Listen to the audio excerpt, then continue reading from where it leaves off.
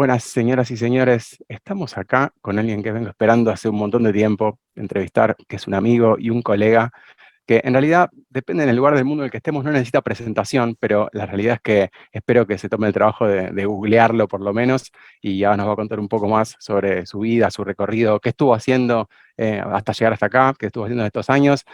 ¿Qué tal? ¿Cómo andás, Andrés Velázquez? Mi querido Fede, muchísimas gracias por la oportunidad, por el gusto de volver a platicar contigo. Lo hicimos hace unos meses presencialmente y ahora la gran oportunidad de estar aquí con ustedes. Muchas gracias, gracias por estar acá. Sé que valoro mucho tu tiempo. Estamos en tiempos donde encontrarse ya presencialmente o virtualmente cada vez es más difícil porque todos agregamos actividades. Pero bueno, no quería dejar de charlar un rato con vos para que la gente te conozca.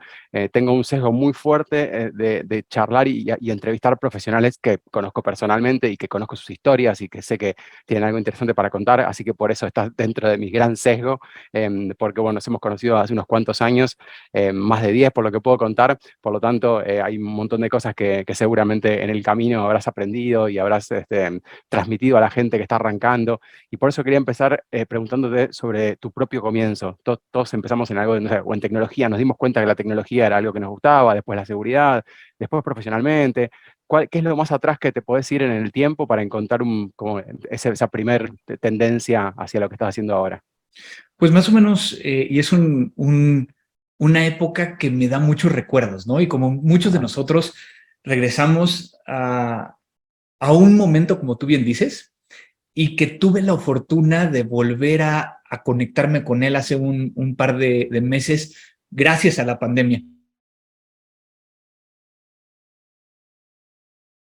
Aquel momento donde llegó mi papá a casa con una Commodore 64, con una unidad que no era ni siquiera una disquetera, era una unidad que le ponías un cassette para poder llegar a guardarle la información y, y llegó con un libro que, de hecho, por eso digo que me recuerda, porque tengo una Commodore 64, acabo de comprar una Commodore 64 y le estoy echando a andar otra vez, Qué con un bueno. fin un poquito diferente, pero, pero también tengo aquí el libro. Qué Y si me bueno. permites, te lo Sí, por enseño, favor, por favor. que a final de cuentas No, fue un espectacular. libro que me cambió la vida, ¿no? Qué bueno. Sin embargo, este libro para programar en BASIC, que costaba en aquel momento 699 pesos mexicanos, que hoy Bien. en día es muy interesante, me dio algo que creo que pocas personas en ese momento tuvieron acceso y es a la tecnología,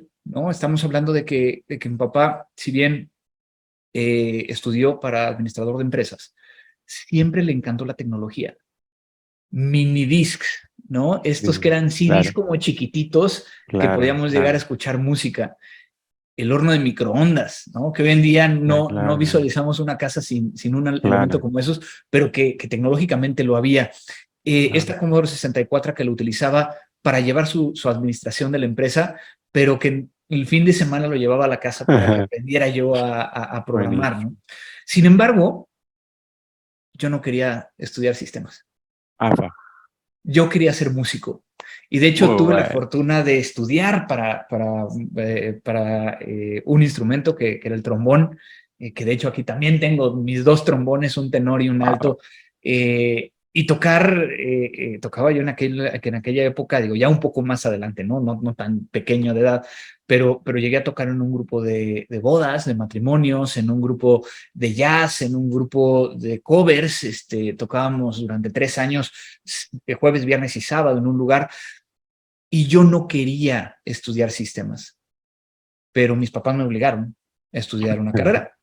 Dije, voy a hacer música por computadoras, cerca del año 97, ¿no? 96, 97, y fue que así que entré a estudiar una ingeniería con un nombre bastante extraño, ingeniería cibernética y en sistemas computacionales. Wow. Y Y al poco tiempo, por azares del destino, tengo que empezar a trabajar. Entro a una empresa donde daba soporte técnico preventivo a computadoras, que para los más jóvenes que nos están escuchando les parecerá algo completamente raro, ¿no? Me pagaban por ir a abrir los monitores que eran de CRT, los que eran así como una bola, y utilizando una aspiradora en reversa, el sopletearlos para quitarles todo el polvo y hacer lo mismo con las gavetas o los CPUs. Sin embargo, un compañero perdió un par de dedos porque los acercó demasiado al monitor. Estaba desconectado, pero aún así guarda electricidad. Nunca hizo tierra, nunca lo descargó. Y, y ahí fue donde dije, esto no es para mí. Necesito buscar algo completamente diferente. Y es por eso que entro a una empresa muy grande en México que fue la encargada de traer el Internet privado a México, en Wow. ese momento CompuServe, y que en ese momento yo me revelo un poquito. Yo creo que esa es la parte que me ayudó a entrar a este mundo, ¿no? A ¿Por qué ver. me revelo? Porque por un lado me empiezo a meter muchísimo al internet, BBS, o sea, cosas que ya son un poquito viejitas, ¿no? Pero era donde realmente te metías a encontrar acerca de hackers, freakers, crackers. Entonces, empecé a entender esa información y se me hizo tan interesante desde una perspectiva de cómo estaba yo viendo esta pelea entre el bien y el mal, Mm, ¿no? Y que de alguna manera me ponía enfrente de mí el tema de, pues está el mal y está el bien, ¿no? ¿Qué quieres llegar a claro. ser? Y pues sí, como muchos hicimos travesuras, ¿no? Claro, Pero vi claro. que esas travesuras no me redituaban tanto como el poder llegar a verlo desde una perspectiva positiva. Y ahí fue donde llegué con el gerente general, director general de la empresa donde me encontraba, que dentro había muchas empresas. Estaba MCI World con enlaces punto a punto, estaba un portal dentro de esta bomba del punto com que tenía contenido, pero también tenía el acceso a Internet, ya sea en ese momento pues no había tanto como lo tenemos ahora, realmente no existía como ahora, sino era todo por medio de un módem conectado a la línea telefónica. Y yo le dije, nosotros vendemos enlaces y vendemos la conexión o interconexión entre las empresas más grandes de México. ¿Por qué la ciberseguridad, o sea, por qué en ese momento la seguridad de la información, por qué quien instalaba un firewall eran los norteamericanos y no éramos nosotros? Ah, y volteé y me dice, es que en México no hay la capacidad y los únicos que saben son los gringos. Y le digo, pero es que no has dado la oportunidad. Le digo, yo necesito meterme ese tema porque me interesa.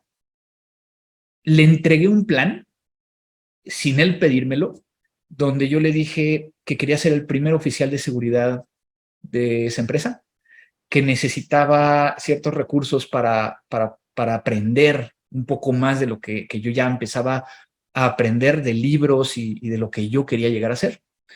Y lo que encontraba en Internet, lo poco que encontraba.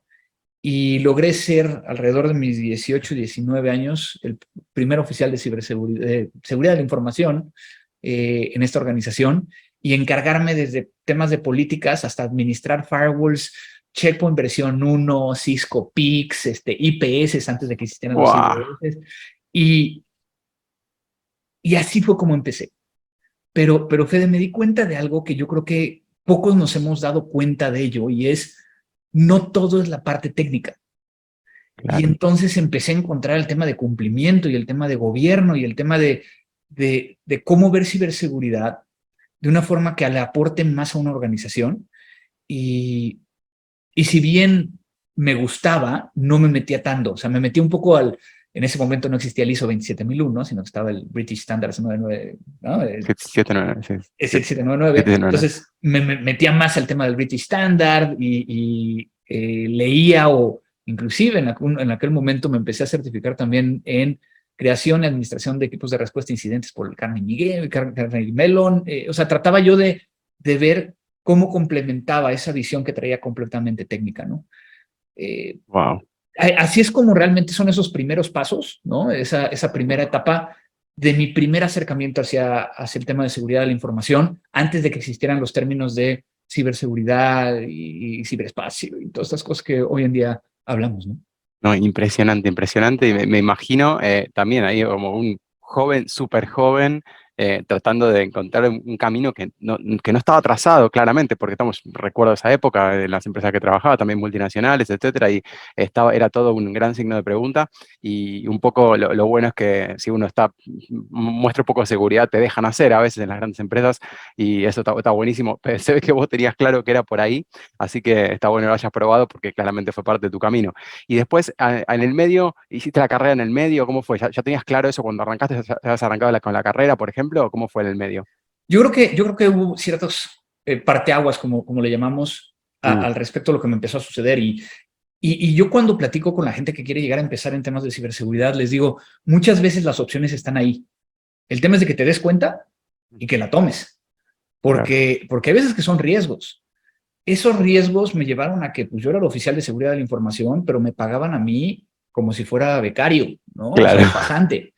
Y yo decía, a mí no me importa, o sea, yo tampoco estaba buscando el título per se, yo lo que estaba buscando es claro, de que me dieran un poco de recursos para educarme en esto claro, y empezar a entenderlo. Estoy trabajando ahí en esa empresa que te comento llamada InfoAccess y tenía este portal que te decía de las .com y se acerca la editora de cómputo y me dice, oye, ¿no te gustaría escribir una columna? wow. Cuando tenía 19 años, No, ¿no? no, no, Y entonces wow, se me abre un mundo donde pues yo le daba también soporte a los editores y empiezo a claro, platicar con ellos y empiezo a entender este mundo de la parte de los medios. claro, Y me ayuda esta persona, Anilú, a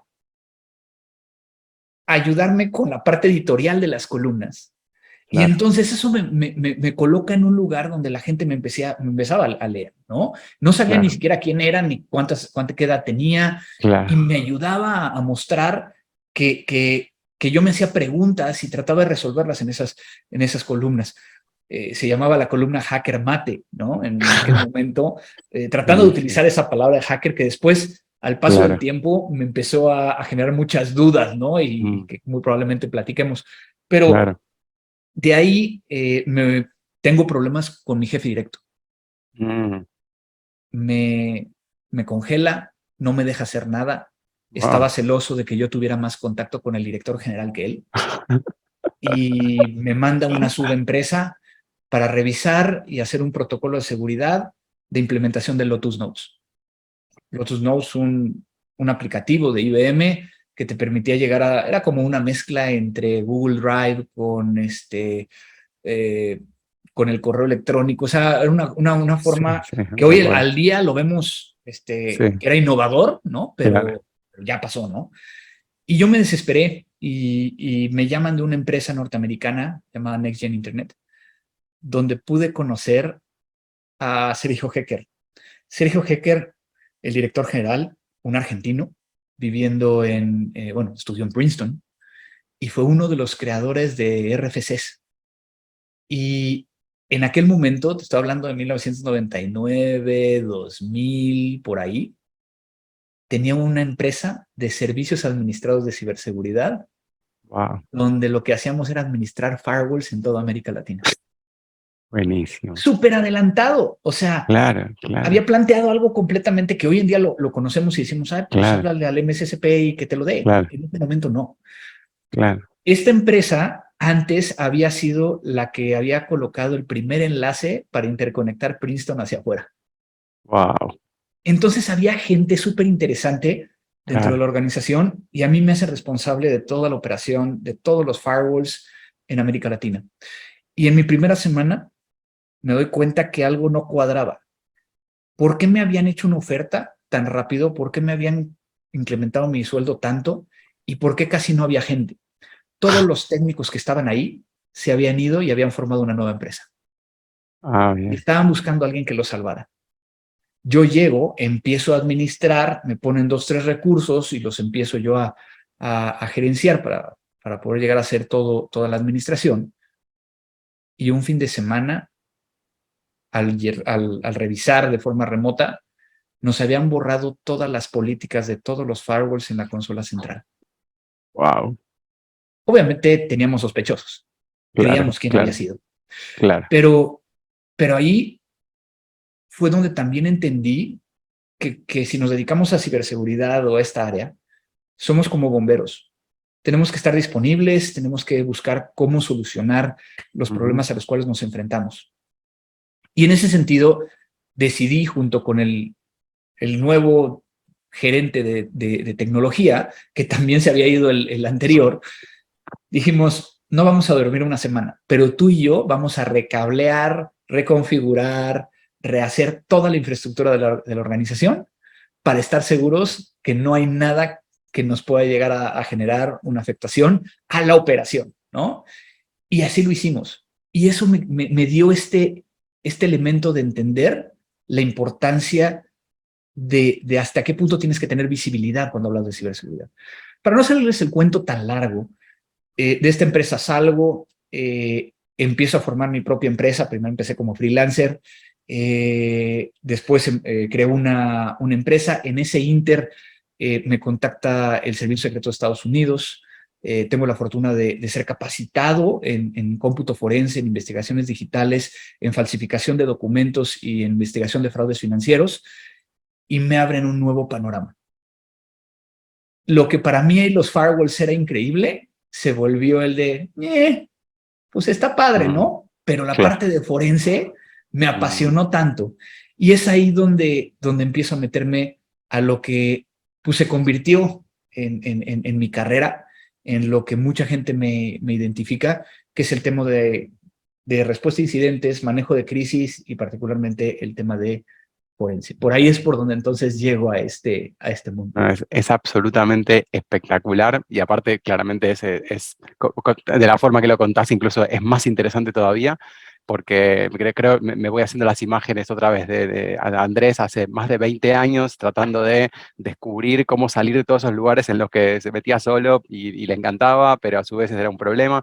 Así que la verdad que posta, sí, me parece increíble, así que me encanta que lo estés contando, que nos estés compartiendo. ¿Y desde cuándo empezó ahí tu relación con ya más profesional propia con forenses? ¿Desde cuándo cibercrimen? ¿De cuándo sos cibercrimen? Soy cibercrimen desde 2000, haber sido 2004, 2005, que precisamente empiezo a ver todo este tema junto con el servicio secreto y como les digo, ellos fueron quienes me empezaron a explicar. Y me doy cuenta que en América Latina no había muchos especialistas, o sea, había peritos, ¿no? Pero que Claro. yo siempre he dicho que hay una gran diferencia en muchos de los casos en un perito en informática que en un perito especializado en cómputo forense. Y va a depender mucho del país y va a depender mucho del sistema legal y de ciertos Ujú. elementos. Pero entonces me convierto en cibercrimen, mi handle de Twitter, precisamente para tratar de compartir información alrededor de lo que estaba haciendo en investigaciones o lo que estaba yo encontrando, porque no había muchas fuentes en ese momento para hacerlo, ¿no? Obviamente yo había aprendido temas del CISP, ¿no? CISSP, pero cuando entro a este mundo, y es algo que a lo mejor me marcó mucho, uno de mis primeros tutores, el agente Ed Lugo, un puertorriqueño norteamericano que había sido asignado a la embajada de Colombia para poder llegar a hacer operaciones encubiertas en la selva de falsificación Wow. de moneda, pero también había estado muy metido en temas de tecnología, llega a México y empieza a buscar quien le ayude localmente, que ya tenga un poco de nombre. Pues obviamente yo tenía el tema de que ya publicaba en columnas, era el columnista invitado en una revista especializada en ciberseguridad, salía yo un poquito en algunos medios explicando el tema de los riesgos de tecnología. Pues entonces me dice, oye, vente, quiero llegar a platicar contigo. Y en ese momento me, me cautivó con toda la parte técnica, pero un día me dice, oye Andrés, ¿has escuchado la historia de Cliff Stoll?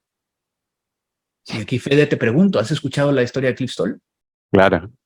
Muchos de los que estamos aquí lo hemos escuchado. Yo en ese momento no lo había hecho. Y todos los que nos están escuchando y viendo, yo quiero que se acerquen a esa historia, porque es una historia tan interesante dependiendo de cómo lo leas. Pero me empezó a platicar Cliff Stoll, un astrónomo de los años 80 en Berkeley, empieza a hacer investigaciones sobre agujeros negros, necesita estar más tiempo frente a un computador, frente a una computadora para hacer sus cálculos matemáticos. Lo único que logra encontrar para estar más tiempo es ofrecerse como administrador de sistemas. En ese momento no existía la carrera de sistemas, sino eran físicos y matemáticos. Pues un astrónomo no estaba tan lejos de esa situación y entonces le dan el puesto. Y una de sus primeras tareas era comparar lo que le cobraba el proveedor porque los profesores se conectaran a la universidad por medio de un RAS, de un Remote Access Server, comparado con lo que estaba en el servidor. Y al compararlo, se da cuenta que le hacen falta 75 centavos de dólar. Y por 75 centavos de dólar decide investigar. Hoy en día, ese libro es parte de lo que les dejo leer a todos mis alumnos de la maestría, de la especialidad. Desde una perspectiva de que pasó hace mucho tiempo, pero que seguimos teniendo los mismos problemas, pero que tratamos de hacer forense y en hacer forense lo vemos más desde una perspectiva de lo pasado, pero ¿qué pasa si tenemos hoy en día el ataque ocurriendo en el momento y cómo tienes que hacer forense si mantienes el atacante conectado, si no mantienes el atacante conectado? Y cuando Ed Lugo me dijo de ello, se volteó, buscó en su maleta y me pasó este libro. Tenés ahí Precisamente de Cucuceg. de QQC. Muy bueno, muy bueno. La primera edición Increíble, de Cliff Story. increíble, increíble. Y lo leí y me cambió la vida, porque me Wow. enseñó que para solucionar problemas no necesitas buscar un tutorial o meterte a YouTube para encontrar la solución, sino que utilizando la lógica, la física y la matemática es mucho más fácil que resuelvas un problema. Y en Muy bueno, ciberseguridad es eso lo que necesitamos, porque muy la bueno. lógica es básica para el tema de ciberseguridad, porque si no te Totalmente. conviertes en un autómata. Al paso del tiempo tuve la oportunidad de conocer a Cliff. No solo de que me firmara este libro en aquella ocasión, Muy bueno, sino muy bueno. también que se haya convertido en un gran amigo. La última persona que yo vi antes de que no pudiéramos viajar en la pandemia fue a Cliff Stone. En el RCA de 2019, en precisamente San Francisco. Fui en Uber hasta Berkeley y me recibió en su casa para poder llegar a platicar. Wow. Y digo, me regaló una botella Klein y demás.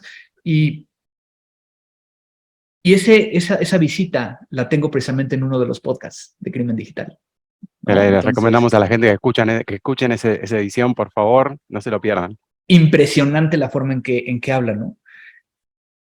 Ahí es un momento donde fue como de, quiero dedicarme a esto por toda mi vida. Quiero, quiero ayudar. Y entonces decidí que el tema del camino inicial tenía que ser el tema de cómputo forense. Decido crear Mática. Mática es el primer laboratorio de investigaciones digitales privado de toda América Latina. No como un perito independiente, sino tener un laboratorio con equipo y con gente muy similar a como lo tienen los laboratorios en Estados Unidos del FBI, del Servicio Secreto, que pude llegar a conocer.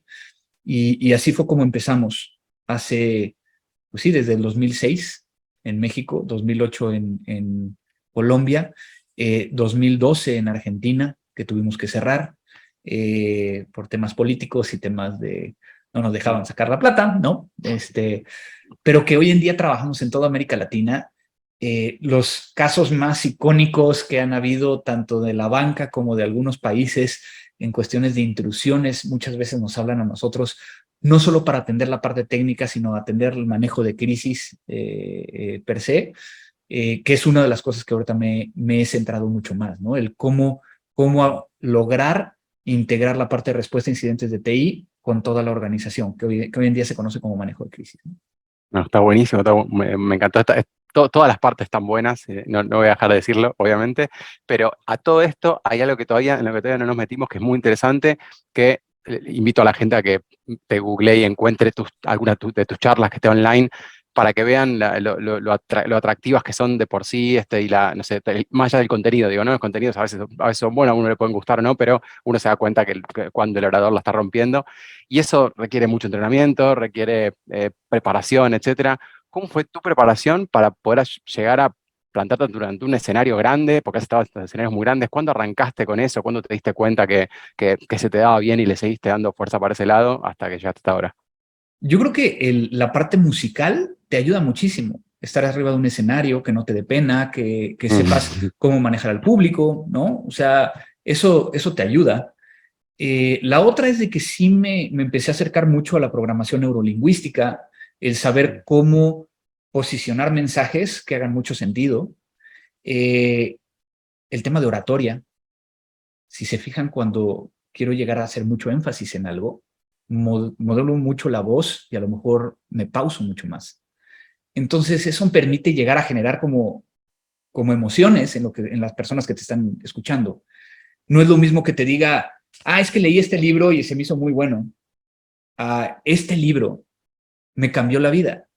Es algo tan simple que, que nos logra el poder llegar a compartir, ¿no? Porque esa es la otra cosa, o sea, yo estoy compartiendo desde lo que me pasó y muy adentro de mí. O sea, si vengo a decirles una mentira, a lo mejor no cuadra igual, ¿no? Que eso también es un tema importante. Y, y yo creo que uno de los grandes temas que me fue dando este camino fue el perderle el miedo completamente a ser un, pues un ridículo, sí lo diría yo así. Para algunos que a lo mejor ya me han visto en redes sociales, creo que saben que yo he integrado, por ejemplo, la magia a las conferencias. Y mucha gente me dice, oye, pero eso ya es un show. No es un show. Yo el pacto que tengo conmigo mismo es de que la magia tiene que representar el 1% de la charla, no más. Y lo que sirve la magia es para generar un momento de recordación que tiene que ser de que aprendiste algo y que te lo lleves a tu casa. Entonces, la gente muchas veces llega conmigo y me dice, es que yo te vi hace 9 años, hace 10 años y platicaste de cómo era posible recuperar información con una magia donde pedías teléfonos y entonces una carta y luego la carta aparecía en el teléfono. Y entonces decías, sí, pero ¿entendiste que se puede llegar a recuperar información? Sí, está increíble. Y eso es lo que yo busqué al integrar ese tipo de elementos para poder llegar a hacerlo. Obviamente, por lo que hice, por lo que hago, también una de las cosas fue el tema de acercarme a un entrenamiento de medios, donde te ayuda mucho el tema de que, y digamos que lo que yo rescato de ahí para que ustedes lo hagan, grábense, no importando que no vayan a salir en medios, no importando que no vayan a dar una conferencia, para hablar con su jefe, para hablar con otras personas, con colegas, grábense y revísenlo. Vean cuáles son sus muletillas, qué repiten mucho, cuáles son las palabras que no deberías de utilizar, cuál es el flujo, ¿no?, que le estás dando a tu conversación. No es lo mismo que yo empiece a hablar muy rápido que te empiece a decir, oye, a mí me interesa meter la magia dentro de las conferencias para entonces hablar el tema del libro. Va a cambiar completamente la forma. Y yo creo que lo voy a unir con un problema que traemos. Muchos de los que quieren empezar en este tema de seguridad de la información, ciberseguridad, llámense como se llame, es el tema de empezar y en temas súper comunes, ya sea pentesting, ¿no? A algunos les gusta el tema de gobierno y demás. Pero no estamos creando CISOs, no estamos creando directivos. En la escuela o en la universidad no nos están preparando para llegar con un director general y hablarle del tú a tú con temas o cifras o ideas muy bien armadas. Lo que he logrado gracias a este camino es de que ahora puedo hablar con los directores generales, con el directorio, con el consejo de administración, y yo llego con mi magia y a mí me vale madre. ¿Por qué? Porque logro la misma conexión y logro bajar el nivel pues de acartonamiento, ¿no?, de estas personas, para decirles, Claro. oigan, a ver, punto número 1, yo estoy aquí para asesorarlos, para ayudarlos, vamos a hacer estrategia. ¿No me entiendes? A ver, ¿me entiendes con esta magia? ¿Me entiendes con esta analogía? Y logras romper eso. Pero también tienes que tener un camino de experiencia para entender cómo opera una organización. No puedo llegar únicamente con la parte técnica. Entonces yo creo que de esto que estoy platicando es, si tú quieres llegar a subir dentro del proceso, dentro de la cadena, ¿no? Y ser un CISO, pues necesitas empezar de abajo y después empezar a entender del negocio y cambiar tu forma de cómo estás haciendo las cosas para lograr estar en ese punto. Está buenísimo, totalmente de acuerdo, porque es algo que también la gente no se imagina. Por ahí se imagina que siempre va a ser algo técnico toda su carrera y obviamente en el tiempo uno se va transformando y va eligiendo cosas diferentes. Así que está bueno, me quedo con esto de que es cierto, nos están formando, por lo menos no desde la base, no dando las herramientas, y hay que ir como aprendiendo en el camino eso. Y no quería dejar de preguntar tampoco algo que hemos conversado en otras ocasiones, que es cómo fue tu relación en todos estos años con el mundo más underground, con el mundo más hacker, digamos. ¿Cómo fue tu relación? ¿Cómo te vieron? ¿Cómo te relacionaste? Contame un poco de eso. Es un tema súper interesante porque dentro de este periodo que estuve trabajando con el servicio secreto y que después estuve trabajando con Microsoft en el Digital Crime Unit, mucho de lo que yo estaba haciendo era, por un lado, hacer investigaciones periciales, ¿no? Contra diferentes grupos, ¿no? Así lo vamos a dejar para no meterme en especificaciones. Pero también por el otro lado, capacitar fuerza pública, ¿no? Junto con Microsoft tuve la oportunidad de capacitar más de 9,000, ya sea fiscales, peritos en toda América Latina. Entonces empecé a generar unas conexiones increíbles donde hablaba con directores de inteligencia de algunas policías o del ejército de diferentes países, ¿no? Recuerdo claramente estar en Colombia y que me pidieran ir a platicar con el director de la policía, por ejemplo. Eh, entonces, ahí se generó como que un gap enorme, Mm, porque el mundo underground me empezó a ver como policía, claro. cuando yo no lo era. O sea, yo nunca he tenido una placa, yo nunca, ¿no? Pero, pero sí, me tocó hace muchos años investigar a gente que hoy en día los conozco y que son profesionales que están en temas de ciberseguridad. Claro, Y que sí, en claro, su momento hicieron algo malo, pero pues, o sea, yo hice mi chamba, yo no juzgo, yo no defino si va a haber una repercusión o no. Yo hice mi trabajo y ahí se quedó. Entonces siempre hubo este tema de, era yo, como lo vemos en otros eventos, el de spot de Fed, ¿no? O sea, mm, encuentra al que está haciendo de policía y ahí está Andrés, ¿no? O ahí está cibercrimen, más con claro, claro. el handle que obtuve, ¿no? Pero de alguna manera le cuentas, ¿no? Conoces gente en todos lados. Y yo creo que este punto es de trabajar todos juntos hacia un mismo fin. El tema de cómo mejoramos la seguridad, pero también hay gente que está buscando cómo romper la seguridad, pero ese rompimiento de seguridad también ayuda, ¿no? Porque nos damos cuenta que algo malo está sucediendo y yo no soy nadie para decir qué hagas y no hagas.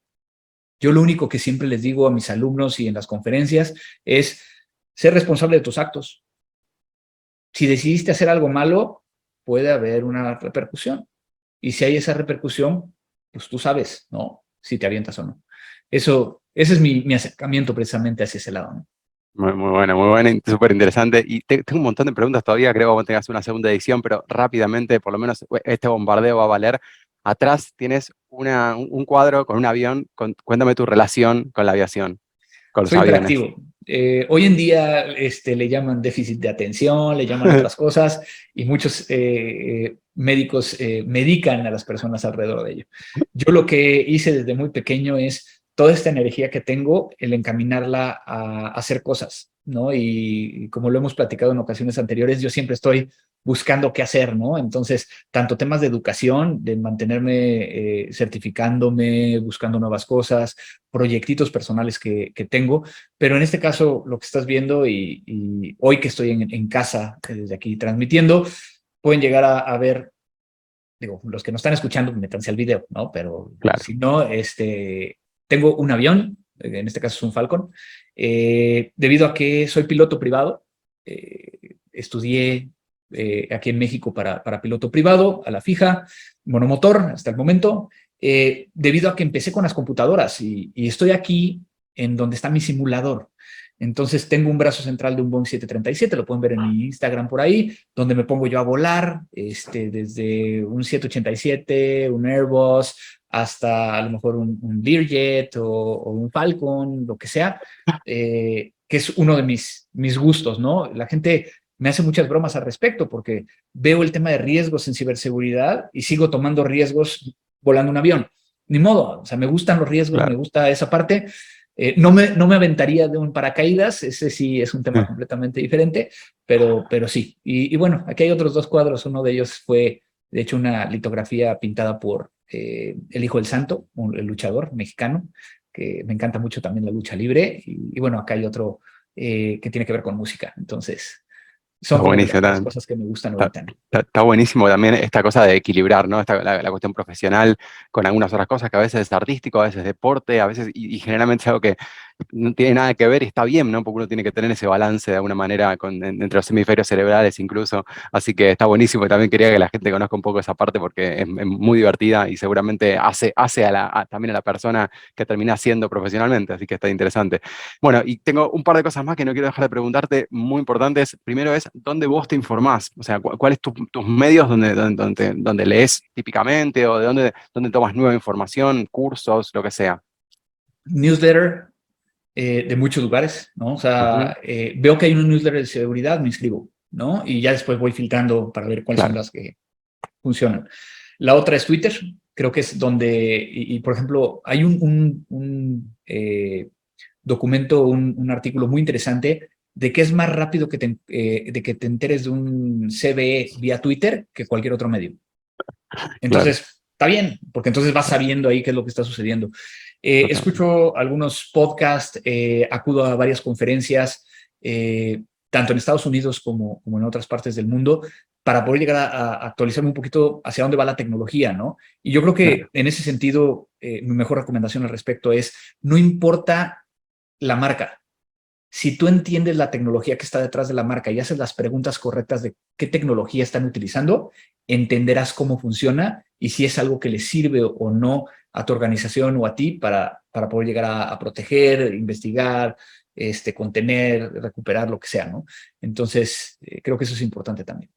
Muy bueno, un montón de tips ahí que me llevo anotados. Y no quiero dejar de preguntar también lo último de todo, y ahora sí para cerrar, prometo, perdona para la gente que tiene un montón de preguntas y me la están transmitiendo mentalmente en este momento, lo sé, se las quiero hacer yo también, pero vamos a volver a invitar a Andrés, es que nos dejes algunos consejos para la gente que está arrancando. Particularmente este podcast estuvo pensado originalmente para gente que estaba arrancando en ciberseguridad y que quiero que conozcan especialmente a gente que ya tiene muchos años en el camino y que entiendan de qué se trata ese recorrido, que no todo es tan directo, tan lineal, tan fácil y que nada, y las cosas, gente que uno ve ahí del otro lado, por ahí a una distancia que parece muy larga, también tuvo que pasar un montón de cosas. Entonces hay un montón a veces de tips o de ideas que uno le puede decir a la gente que está arrancando, que está en sus primeros años, que le pueden servir mucho. Así que ahí te dejo el micrófono para que nos compartas algo de eso.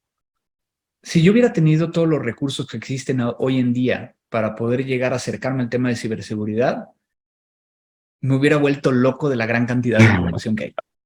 Claro, Pero yo me iría a esta base. Aprende primero rompiendo. No estoy diciendo que afectes a otros. Hoy puedes llegar a conseguir una cuenta de cualquier proveedor de la nube donde te van a dar una máquina virtual y lo que podrías llegar a hacer es empezar a tratar de atacar esa máquina virtual, hacer ejercicios con esa máquina virtual. Puedes llegar a comprar en Mercado Libre, en eBay, en donde ustedes quieran, máquinas viejas que muy probablemente ya traigan cosas, ¿no? Entonces, por ejemplo, desde el punto de vista forense, yo a veces compro esas máquinas para nuestro laboratorio y pongo a la gente a ver qué encuentras, ¿no? Y a claro, algunos va a llegar de, ay, sí, el disco está completamente sobrescrito, no podemos hacer nada. Y en otros está formateado y recuperamos todo y mira, esta persona se dedicaba a esto y hacía esto y hacía esto wow, y hacía esto, ¿no? Obviamente con su justa dimensión y que no claro, vaya a salir de ahí, ¿no? Pero, pero yo la forma en que recuerdo es que estaba en la universidad, mi compañero de banca, yo le empecé a hablar de ciberseguridad y le interesó. Me traje libros de Estados Unidos y decidimos todos los sábados a las 9 de la mañana reunirnos con cualquier equipo que hubiéramos conseguido para ver cómo buscábamos el poder vulnerarlo. Increíble.